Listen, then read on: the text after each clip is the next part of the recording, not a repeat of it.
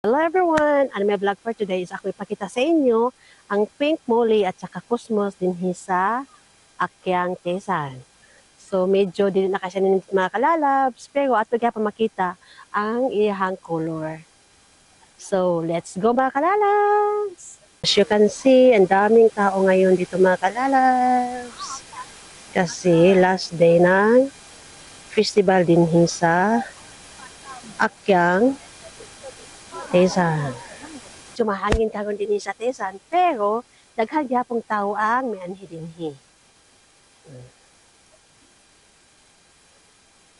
So pangpawala ng stress. So manawag ko sa Pinas.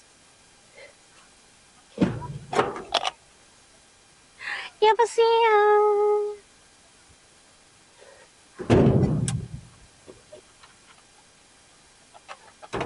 Tawag ka?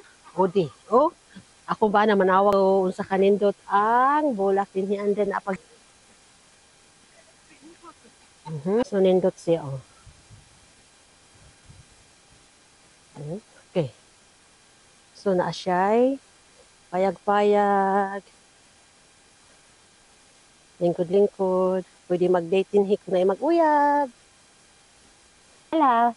Pwede nimong dahon din yan, then magkaon-kaon mo. No? Tama no? Uy, kansik isum yun.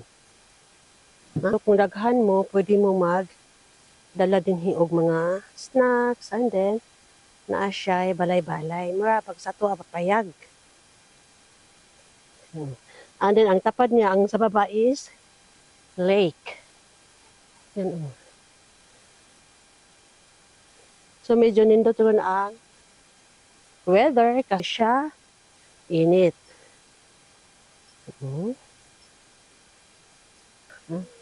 So, mas nindot mo ng hangin-hangin ba? And then, uban-uban dito ang van ha. Date. Ay doorbell.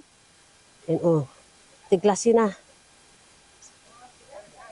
Mag-bill na kadiha dong. Sige daw dong, bagtingan na daw na dong. Oh. Katulo? Sibon? Mo ni siya ang view pag naka sa itaas.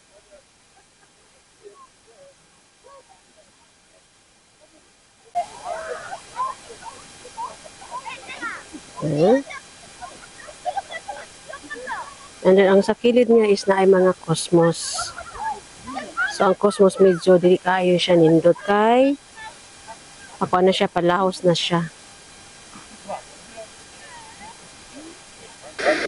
Thank you for watching mga kalalabs and hope you enjoyed.